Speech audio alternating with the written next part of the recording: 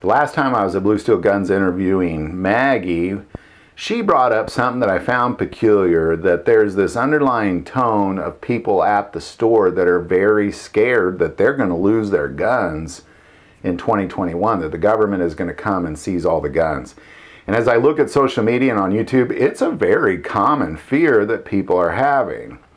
So this video, we're going to take a look at why the Supreme Court will definitely not be letting that happen.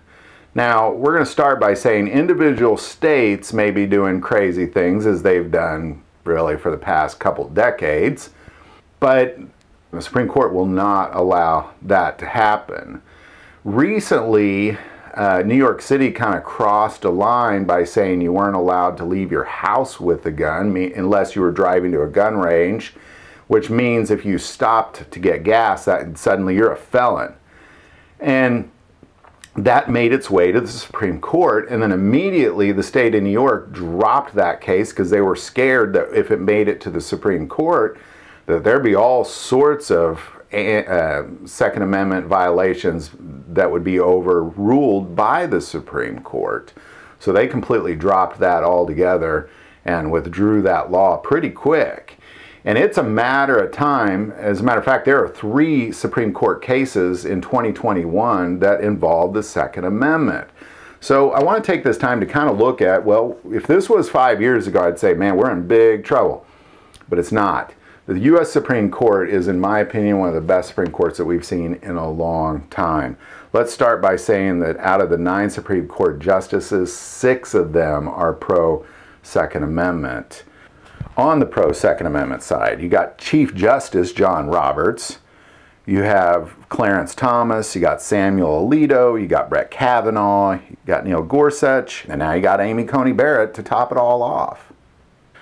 So not just that New York City case, but let's kind of go on to the most recent appointment, Amy Coney Barrett.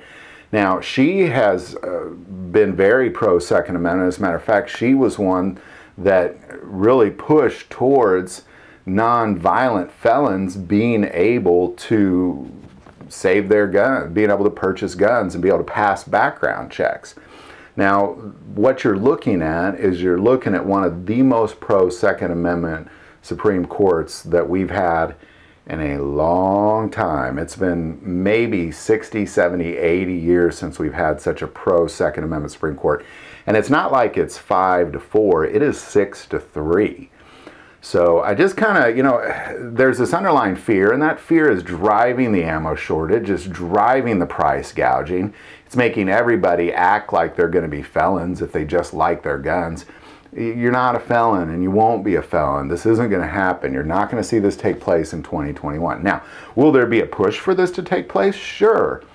But where the rubber hits the road, the law of the land is the Supreme Court, and I do believe in 2021 we're actually going to see a lot of our gun rights that we've lost in the previous years come back to us. So I think this is going to be one of the most pro-Second Amendment years that we've had in a very long time. Now, other things you will see is I think you'll see taxation on guns go up quite a bit, so you'll see prices go up. You'll also see the import of certain military-style weapons, is what maybe we'll call them. But you'll see those kind of things take place. But as far as somebody coming in to take your guns, that's not going to happen. You're not going to see anything like that happen. And you're not going to become a felon because suddenly you own a certain type of gun that was legal in 2020, but it's not going to be legal in 2021. So, love to hear your thoughts on this. I just really wanted to kind of put this out. The fear is so great. I'm really surprised by it, but if you just take a little bit of time and you research the Supreme Court today, of what you have, you're not going to see these things take place. Love to hear your thoughts on it. Put it in the comments below. If you like this video, click like and subscribe.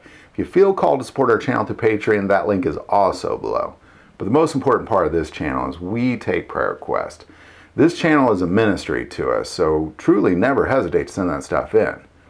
Thank you for watching this episode of God, Family, and Guns. And as always, love God, love your family, and love guns.